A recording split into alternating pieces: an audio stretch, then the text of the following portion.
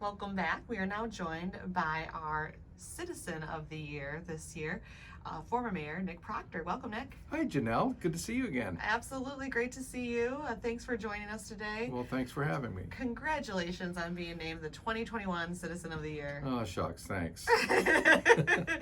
Well, I'm so glad that you were available today to come in and just talk a little bit about the recognition. And we were able to kind of do this unveiling last week on Thursday. So were you surprised?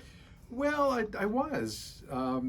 There's always a part of you that kind of suspects something. Okay. I know it's difficult to pull a surprise on someone. So when he engaged the family and stuff, so I look back, there were some clues. Yeah, then in hindsight, right? In hindsight, there were some clues, and I remember thinking, this couldn't be the Citizen of the Year stuff. No, not me.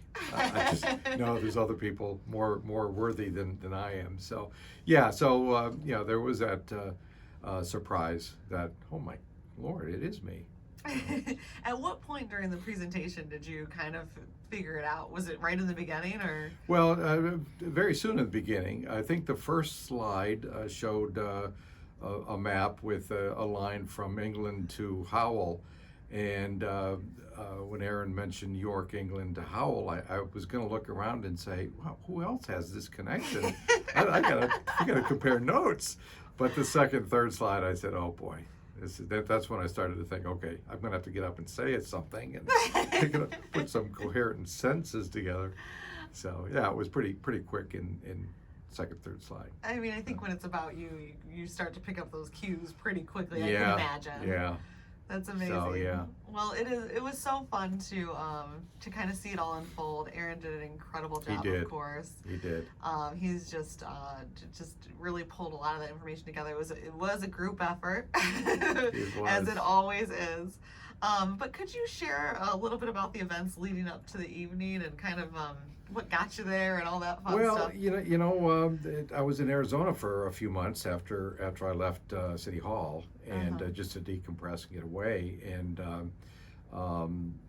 I think that's when I started to get a few clues when I look back, because my wife was involved in putting some stuff together and stuff. So I remember they had an article on WHMI actually about the event sometime in late November, early December, somewhere around there. And my wife came right in and said, Nick, are you going to go to this?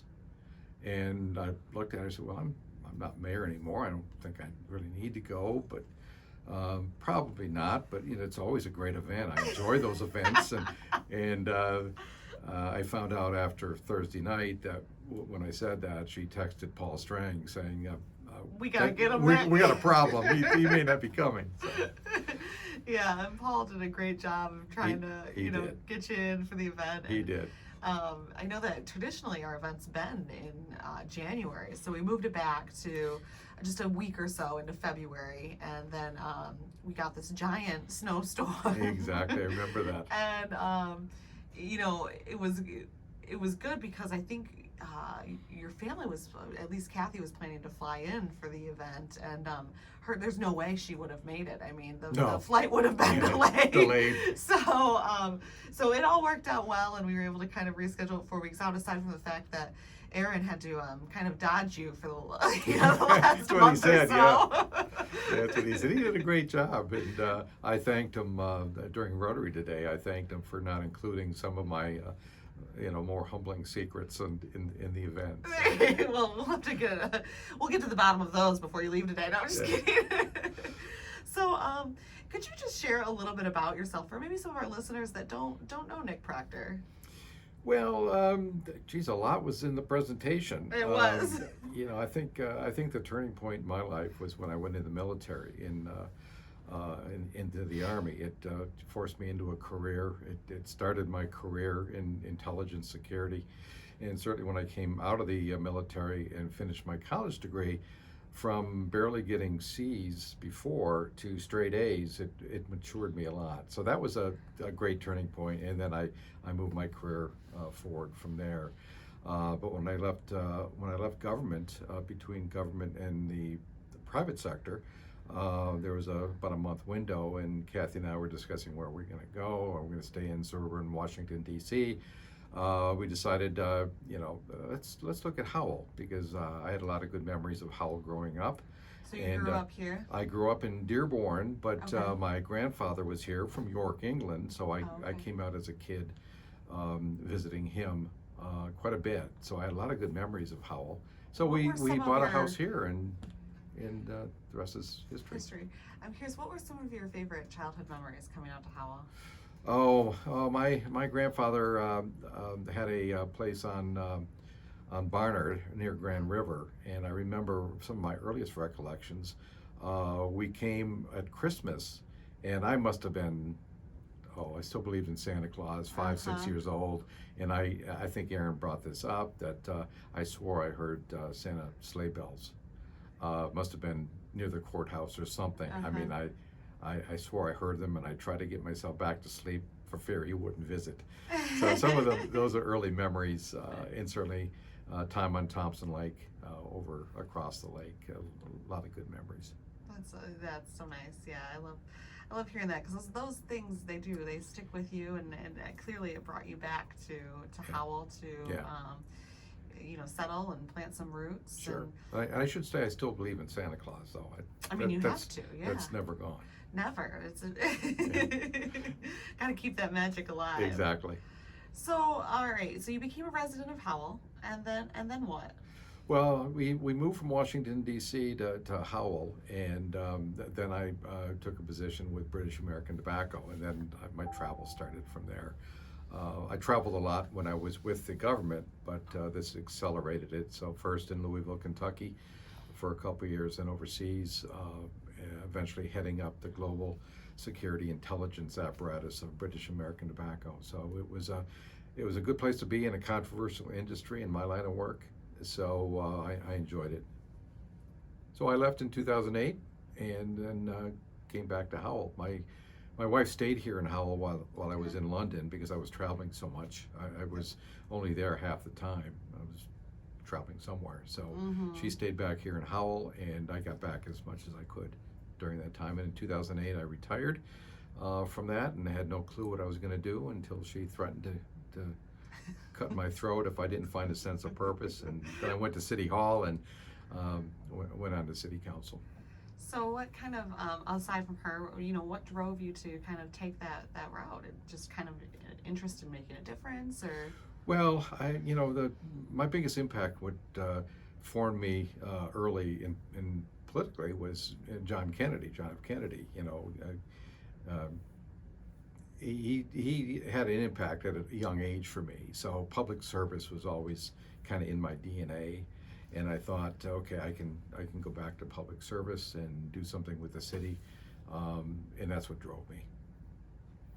That's amazing, and we're so fortunate to have so many individuals like that in our community. It's wonderful being in my seat. I know I'm not on camera, but to just be able to learn about everybody's stories and their interest in giving back. Yeah, I think the best thing working with the city was meeting people. It's the people that make the community, and we have so many great people.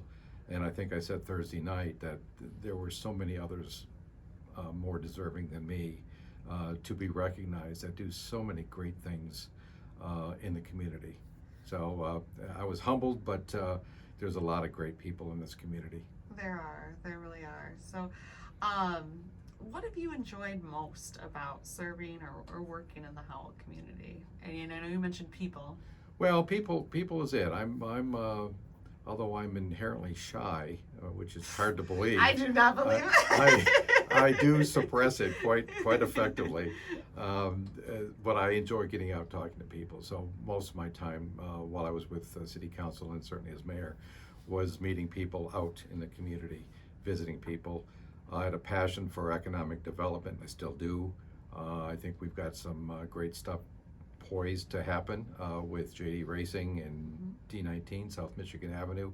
I think in the next several years we're going to see some economic development there that we haven't seen before in Howell for a long time. So that kind of stuff, and working with small businesses. I was really worried during the pandemic and the shutdowns with small businesses closing, coming off the Great American Main Street Award. I really was worried that, we could lose more businesses than we did. So, although it was unfortunate, we did lose a few, but not as many as I was very fearful of. Yeah, So. well, and I have to say, it really, and I think this speaks to your recognition and why you were selected, but you were just so, you've always been such a wonderful member of the community as far as, forward facing and really authentically interested in learning who people are and how to help. And when you speak to economic development and some of these things, is really, those are the things that have really great impact on our community. In more of the long term and not just the immediate future. So yeah, it's from my position, it's been wonderful and just a tremendous opportunity to get to know you and be able to just have a small portion of interaction really in the grand scheme of your career and your service to the community with the city, but it's been a tremendous opportunity for myself. Thank you. The chamber plays a huge role in the economic vitality and vibrancy of any community, and I think the Howell Area Chamber of Commerce is fantastic, and you've done a great job shepherding us through the pandemic and keeping us from going under. Right. Well, I appreciate that, and we do have a tremendous number of businesses and members of the community that we wouldn't be able to do it without them. So yeah. It's the support of all of those, and you said it's the people that make the place so great. Exactly, and particularly like that there's a collaborative relationship now between you and the Brighton Chamber and the Heartland Chamber. So I like that connectivity. It really strengthens not only the Howell area, but the county. Mm-hmm. So that kind of synergy is fantastic, and I love what you're doing with that. Well, it's gonna only gain momentum, and we're excited to see it continue to grow and to really hopefully pave the way for some really great things for Livingston County in the future. Absolutely. So before we wrap up today, what's kind of next on your radar? What's next for you? Well, a lot of people are telling me what I should be doing and shouldn't be doing. So I'm still active with Howell Rotary, and I'm on the board of the Livingston County Salvation Army and the Livingston Arts Council, so that'll keep me busy. And there's other things that I'm exploring. I haven't made any major decisions yet, but I'm leaning in certain areas, so we'll see how that goes. Absolutely. We know it's not going to be the the mayor wasn't the last hurrah for Nick Proctor, so we'll see you around for sure. Yes, I need a sense of purpose like everyone does. There you go. Well, now you're committed to serving on the Citizen of the Year committee that they'll meet, and we'll get to see you deliver a presentation next year. I hope I can have them make a more informed decision next year. Well, congratulations, Nick. Thank you, Very Janelle. well deserving, regardless of whether you think so or not. And we are really just kind of looking forward to what's on the horizon for you and our community. Thank you so much. All right.